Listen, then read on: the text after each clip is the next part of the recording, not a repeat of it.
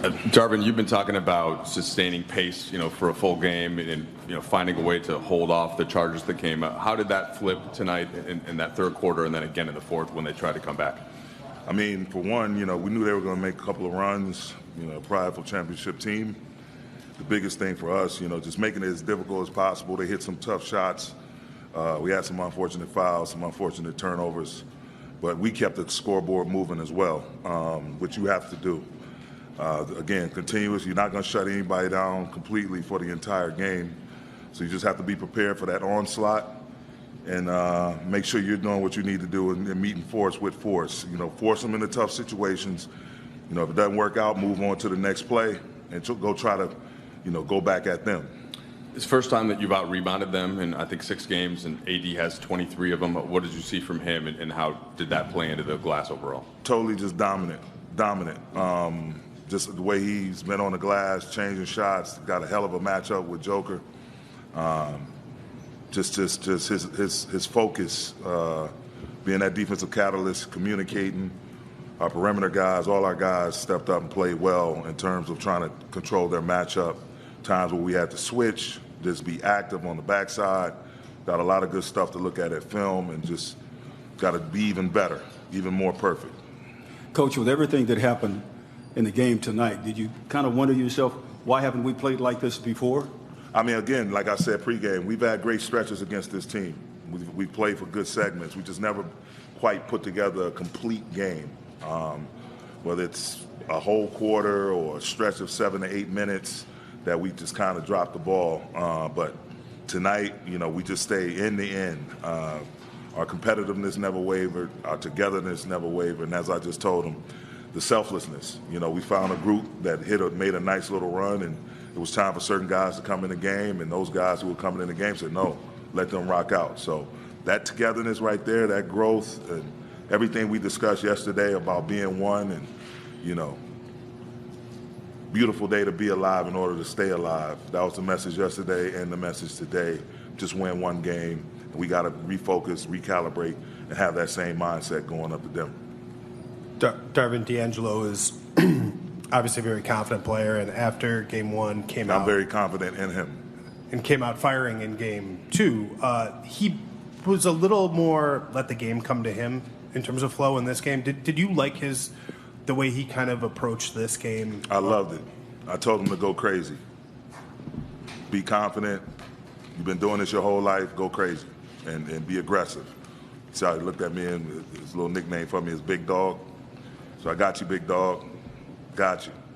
Shook my hand, gave me a hug, and did what he did tonight. I'm so proud of that kid. It's just everything that we've been through as a team, on the court, off the court, just injuries, everything. Like, we deserve this tonight, and we just got to bottle it up and really keep it pushing and really understand that, it could be our time. Why not us? So just push through to the next game.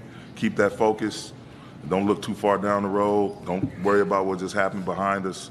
Just every new game is a new opportunity for us to be more competitive, more together, more selfless. Dar, following up on D'Lo, it felt like his diversity in his shot selection tonight was great, and it's something that you said you wanted to see him do, play downhill, put the ball on the floor. How much did that help the offense in general? Big time. I mean, whenever he's decisive and aggressive, even his no-looks, LeBron and his pocket passing, the way he finds people, when he's in his mode, and again, being deliberate, being aggressive, he's elite. He's elite. He's an elite offensive player, and so we needed every bit of it tonight. To kind of follow up a little bit, you guys there was a stat that ESPN posted. I mean, you guys have led more than 100 minutes in this series, and you've outscored them in the first quarter. I think the playoff best plus 27 now, but had nothing to show for it in terms of results.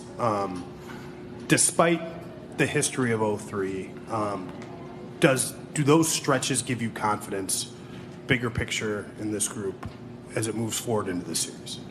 Absolutely. I think it's a possession by possession game. You gotta have multiple efforts. You gotta stay aggressive offensively, and on both sides of the ball, you gotta have a next play mentality. You gotta move on to the next play. Good, bad, indifferent. Move on to the next play, and you gotta force force the action, force the whistle. You can't go in there expecting for the whistle to save you. You go to make plays. If you get the whistle, great. If not, that's okay too. We just have to be focused on making plays. Darvin, kind of a two-part question. A, in the third quarter struggles compared to tonight when they cut it to 7, you guys pushed it back up to 15, 16. A, what did you like there? And B, before the game, you talked about living in the moment, not letting the situation get the better of you playing. So with that, what's the message moving forward as well? Not becoming stagnant. Just continuing with our pace, continuing getting stops. We got a bunch of dominant stops, and then we got some timely stops. They hit some tough shots, got some N1s. We didn't hang our head. We made sure we was organized going the other way, knowing what we wanted to get into and what group of players offensively we want to end the action. That was at a high level. The communication from Bron, AD, Lowe, everybody, the coaches, everybody just, again, was what we talked about yesterday in our film session, just being together, having that dialogue, guys understanding the moment, just being in the moment and leaning in with joy and not stressing the fear that a situation like this, win or go home, brings a lot of anxiousness, nervousness. We just wanted to lean into the joy of competition. Darvin, to your left, Darvin. All the way over here. You mentioned in your last answer not being stagnant. Even when Denver starts to make their pushes here and there, you guys seem like still running through your offense efficiently, getting through your sets quickly. How important is that, especially against a team like this, where to be that organized, especially against a team that always seems like they're organized? Again, it's an ongoing process. It's an ongoing process. I just want us to be all on the same page. I may call a set, Phil.